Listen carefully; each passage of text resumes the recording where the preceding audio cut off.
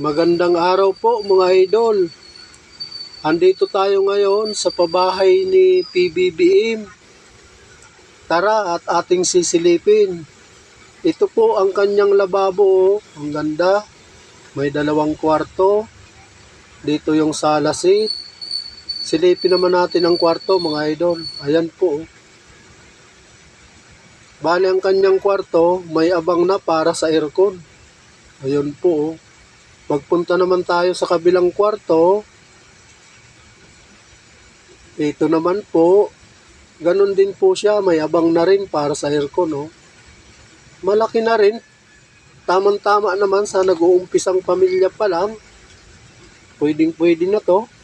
Ito naman ang CR niya, may abang na rin para sa shower. Yun, no? Ang ganda mga idol. Kaya kung mag-i-inquire kayo, libre naman po mag-inquire. Pumunta lang po kayo dito sa Santa Maria, Barangay Katmon.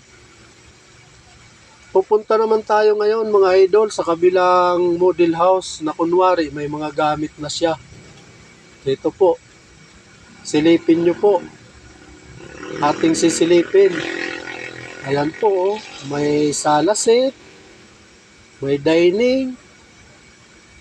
At saka may double deck na po ang isang kwarto. Ayan po. Ang ganda po. Ang isa namang kwarto, may isang kama na rin. May washing machine. Ito yung CR.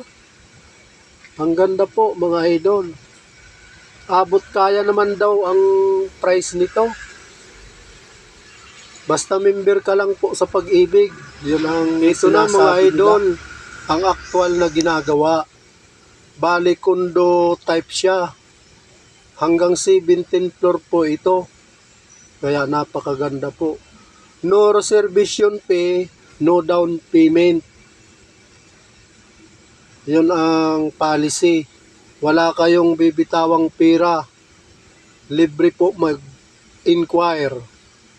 Para malaman po kung anong processing, pumunta lang po kayo dito at mag-inquire.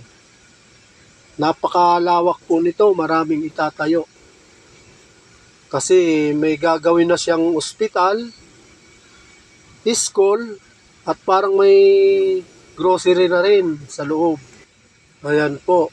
So, hanggang sa muli mga idol, ito lang muna ang magiging update ko sa ngayon tungkol sa pabahay ni PBBM. Maraming salamat po at magkakaroon ng ganito na mga pabahay. Malaking tulong ito sa mga Pilipino. Maraming salamat po. God bless. Bye-bye.